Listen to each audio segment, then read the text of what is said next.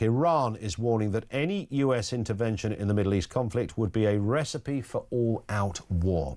The country's supreme leader says the nation will never surrender as Donald Trump considers joining Israel in bombing nuclear sites. Israel says it's hit over 40 Iranian targets today, while thousands, of course, are fleeing Tehran amid rising tensions. Meanwhile, Prime Minister Keir Starmer, as I mentioned, is chairing an emergency Cobra committee meeting to discuss the security situation. Let's get a word from Hamish de Bretton-Gordon, OBE, former British Army colonel, often helps us out on these kind of stories. Hamish, good afternoon to you, sir. Hi, good afternoon, Ian. Nice to have you with us. I mean, let's look at that phrase that's coming out of Iran, a recipe for all-out war. Do you concur with that? No, I don't. I think the Iranians have really, thrown the kitchen sink, as it were, at Israel.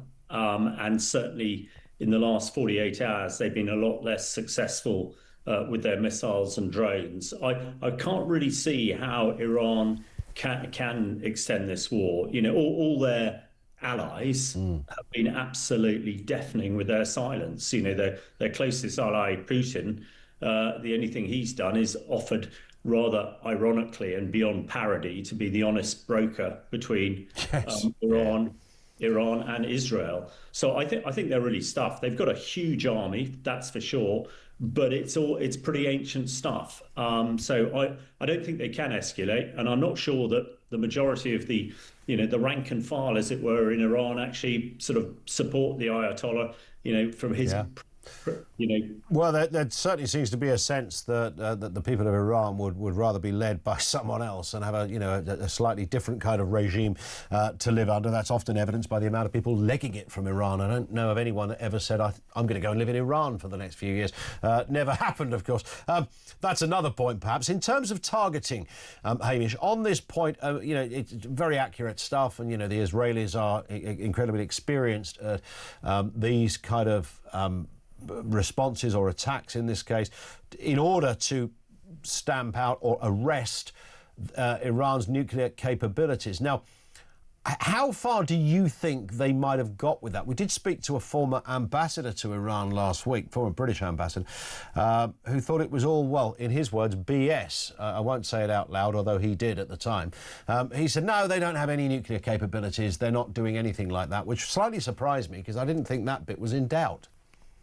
No, I don't think it was. And the Iranians themselves last week said that they had enriched uranium beyond 60%. And that is what you need to make nuclear weapons. We know they've got missiles. So I don't think there's any doubt at all that the Iranians were trying to get a nuclear capability.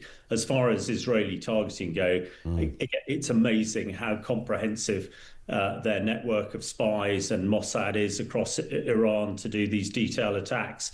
And they seem to have been pretty successful. We haven't seen any great deal amount of contamination from nuclear material. And I don't think we will. Again, I think there's a lot of people talking a lot of BS, as you call it, about the potential for a nuclear contamination and a nuclear explosion from what the Israelis are doing. That just won't happen. The final piece, which I suppose is what Trump is talking about now, is it would appear that the final bit of their nuclear program is a place called Fordow, which is a mountain, and the actual centrifuges are deep underground, and probably the only people who can deal with that are the Americans and their massive ordnance penetrator weapon. And that's where I think the discussion is whether Trump is going to allow that to happen to completely finish any aspirations Iran has for a nuclear weapon. Yeah, what do you imagine America's inclusion in this could be? I mean, so far it hasn't been military based. It's a war of a contribution, of support and some warnings to the Ayatollah, etc. Not going to kill him yet, I think was the phrase that Trump put up there. We're living in a whole different world of how people do politics these days, but that's what he said. Do you feel, Hamish, that America could, in the next 24 hours, launch a military impact into Iran that comes from American personnel, as given the green light by the American president? Well, I think there is certainly a possibility, but I would see it to be very limited. I think the only thing the Americans would do is to fire this massive ordnance penetrator, which they could do. I mean, the Ayatollah has threatened US and British bases in the region, but let's not forget that the Ayatollah doesn't have any of his proxies anymore. Hezbollah, the Houthis, the militias in Iraq have all been destroyed. That were his mechanism for attacking the West. That's gone now. So I don't think there'll be any more US involvement than potentially the penetrator. And I really don't see that this could escalate into a much wider conflict, because it is just Iran at the moment against Israel and potentially the US, and both those countries vastly overmatch what Iran could do. Let me just bring you up to date then, Hamish, because Mr. Trump is speaking literally at this moment in Washington.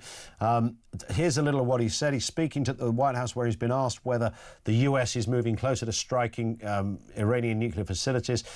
He says, "You don't seriously think I'm going to answer that question?" Which, fair enough, he is the president. It'd be a bit weird if he went, "Yeah, in a week on Tuesday. Will you strike the Iranian nuclear component, and what time exactly, sir? Would you like to strike it," etc. He's parodying the question.